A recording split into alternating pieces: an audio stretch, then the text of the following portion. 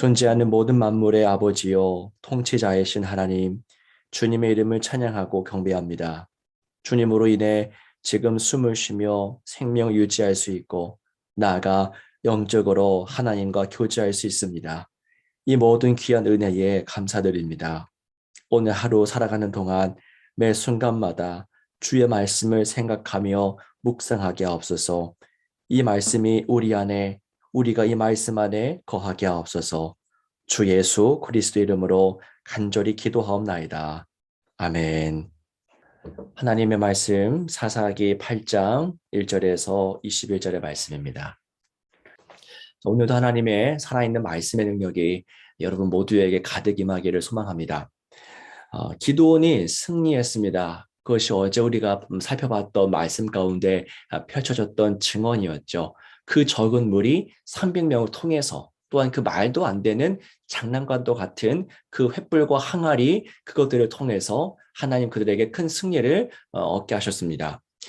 미디안을 상대로 한 싸움에서도 승리했고 또한 오늘 본문에서도 다양한 족속들과의 싸움에서 이 기드온 이 부대는 승리를 거두었습니다.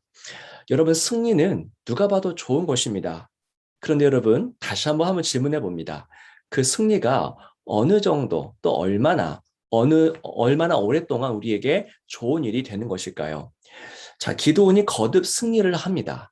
거듭 승리를 하는데 승리를 거듭하는 그런 경험 과정 속에서 기드온이 어떻게 변화되는지 또는 어떻게 변질되어 가는지 한번 보시기 바랍니다.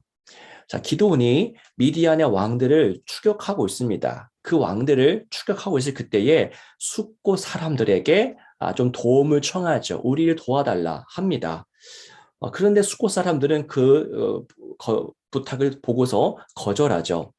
기드온은 분노의 사람들에게도 똑같이 도움을 청했으나 돌아오는 답변은 매 마찬가지였습니다. 우리는 너희들을 도와줄 수 없다. 왜요? 기드온을 도와주면 나중에 미디안 왕들에게 큰 피해를 입을 수도 있기 때문입니다. 자, 이에 기드온이 어떻게 반응합니까? 자기의 청을 거절하는 그 두 족속을 바라보면서 이렇게 반응을 합니다. 7절 말씀을 보시기 바랍니다.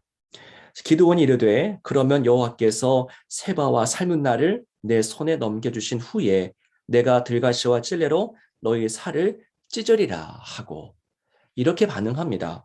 자, 분노의 사람들에게도요, 이와 비슷한 내용으로 반응합니다. 내가 너희들을 가만히 두지 않을 거다라는 식으로 반응하죠. 여러분 이 말씀을 보십시오. 그렇게 영적으로 건강해 보이지 않은 상태입니다. 어느덧 기도 안에 변질이 일어나고 있었던 것입니다. 겸손했던, 항상 주님만을 의지했던 그 기도원의 모습 가운데 분노와 또 폭행이 가득한 모습을 보게 됩니다. 여러분, 인간의 내면은 너무 취약하죠. 죄의 온상입니다. 그 죄로 인한 포자가 얼마든지 즉시로 곧바로 퍼질 수 있는 상태입니다.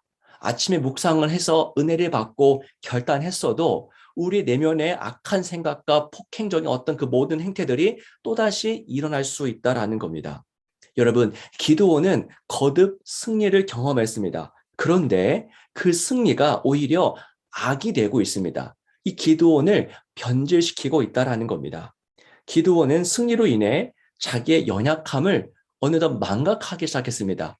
처음에는 얼마나 작고 연약한 자였습니까? 숨어있는 자였죠. 하나님 앞에 내가 어떻게 나가서 싸울 수 있겠습니까? 라고 했던 것이 기드온입니다. 그런데 어느덧 그 자기의 연약함을 망각해버렸고 나아가 자기의 능력, 자기의 강함을 부정하는 자들에게 필요 이상의 악행을 저지릅니다.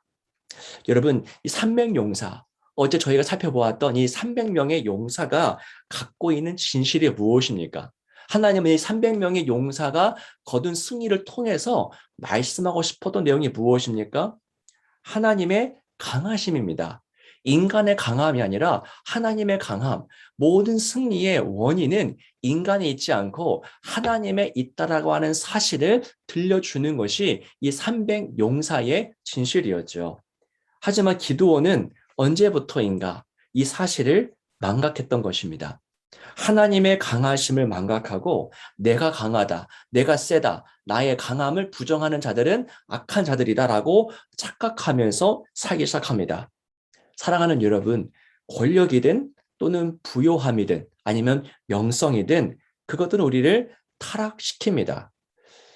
그건 자연적인 법칙이죠. 권력과 부요함을 소유하기 위해서 많은 사람들이 애를 쓰지만 결국 그 권력과 물질을 소유하는 것은 우리 영적인 상태에 그리 좋지 않은 영향을 끼칠 때가 너무나 많습니다. 저희가 주님께 11조를 드리죠. 예배 때 한 달의 수입 가운데 11조를 주님께 드립니다. 그 11조의 의미가 무엇입니까, 여러분? 10분의 1을 제외한 10분의 9는 내 마음대로 써도 된다라는 것을 의미합니까? 그렇지 않죠. 드리는 것은 10분의 1이지만 그 모든 것이 나머지 10분의 9까지도 모두가 다 하나님의 소유라고 선언하는 것이 그 11조의 기능이죠.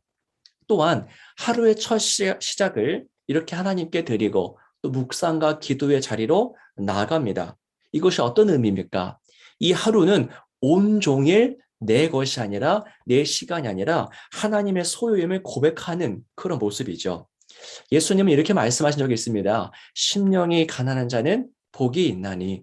심령이 가난한 자, 그 마음의 가난한 자입니다. 그리고 누가복음 보면은 마음뿐만 아니라 그런 삶 자체가 가난한 자가 복되다라고 말씀을 하십니다.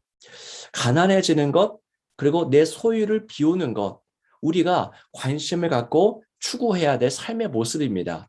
내 있는 것을 자꾸 비워 나가는 것이 주님이 말씀하시는 복된 자의 길이라고 하는 것이죠. 왜 그 가난한 자가 복이 있겠습니까? 비운 공간에, 없어진 공간에 하나님이 오셔서 일하기 때문입니다. 기드온의 군대를 보십시오. 기드온의 군대 처음에는 3만 2천 명이었습니다. 가득했습니다. 그런데 하나님은 그 가득한 군사를 비워냅니다. 어디까지요? 300명까지. 그리고 하나님은 그 빈 공간에 들어서서 하나님의 역사를 나타내십니다. 자, 우리 인간은 어떻게 지어졌습니까? 300용사를 볼 것까지는 없습니다. 우리 존재의 시작을 보십시오. 성경을 보면 우리가 흙으로 지어졌다라고 증언합니다. 흙이에요. 사실 말이 좋아서 흙이지 그 원문을 보면요. 그냥 먼지입니다. 티끌이에요. 아무런 쓸모가 없는 그 먼지를 모아다가 하나님이 이런 형상을 지으셨고 그 코에 생기를 불어 넣었을 때 그 아무 쓸모 없었던 그 먼지들이 이렇게 의미 있는 하나님의 형상을 닮은 존재가 되었습니다. 생명이 된 거예요. 여러분, 우리는 본래 티끌이고 먼지입니다. 여기 하나님의 호흡이 임했던 것이죠. 그래서 이처럼 산 존재가 되었습니다. 여러분, 이 사실을 아는 것이 가장 지혜로운 자입니다. 기드온은 그 처음을 기억해야 됐었죠. 자기의 연약함, 약함, 하지만 하나님의 강함으로 인해서 승리를 거뒀다라는 것을 잊지 말아야만 했습니다. 그래서 그것을 잊었고 이 기드온은 자기의 강함을 무시하는 그 족속을 가만두지 않았던 실수를 범합니다. 우리는 늘 이 사실을 기억해야 됩니다. 우리의 약함을 기억해야 되고 그리고 하나님의 강함을 늘 인식해야 됩니다. 이를 인식하며 살아가는 자리가 바로 묵상의 자리죠. 깨닫는 자리가 묵상입니다. 말씀 묵상은 우리에게 거울이 되어 주어서 우리의 본래 상태를 자각하게 해줍니다. 너희는 원래 이런 상태야. 작고 연약한 자야. 하나님의 능력으로 사는 자들이야. 말해주는 것이 묵상의 자리입니다. 그래서 늘 겸손을 유지하게 하죠. 그리고 자기 연약함을 숨기려 하지 않고 나아가 하나님의 강하심을 신뢰하고 그렇게 겸손하게 살아가게 합니다. 변질되어 갔던 기도원에게 필요한 것은 이런 영적인 거울이었던 겁니다. 사랑하는 여러분, 우리는 우리의 소유, 우리의 강함, 우리의 명성으로 살아가지 않습니다. 우리가 살아가는 방식은 오직 한 가지입니다. 하나님의 동행하심, 하나님의 능력으로 살아갑니다.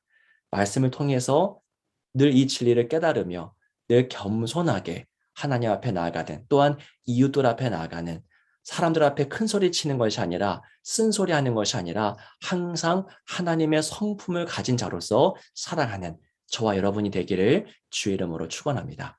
기도하겠습니다. 살아계신 주님, 우리는 본래 먼지요 티끌입니다. 오늘 우리가 호흡하고 말씀을 보며 세상에서 살아갈 수 있는 그 모든 원인은 하나님이 주신 은혜 때문입니다. 모든 것이 은혜입니다. 예외가 없습니다. 그 은혜를 가지고 늘 겸손하게 하나님을 섬기며 이웃을 사랑하는 하루하루의 삶을 살아갈 수 있도록 늘 은혜를 베풀어 주옵소서. 하나님, 내일은 수능일입니다. 우리 자녀들 얼마나 긴장하며 떨며 준비하고 있겠습니까? 그들의 마음 가운데 세상에 줄 수 없는 참된 마음을, 평안의 마음을 부어주시고 그들의 삶이 하나님의 섭리 안에 있다는 사실을 잊지 않고 당당하게 나아갈 수 있도록 인도하여 주옵소서. 주 예수 그리스도 이름으로 간절히 기도하옵나이다. 아멘.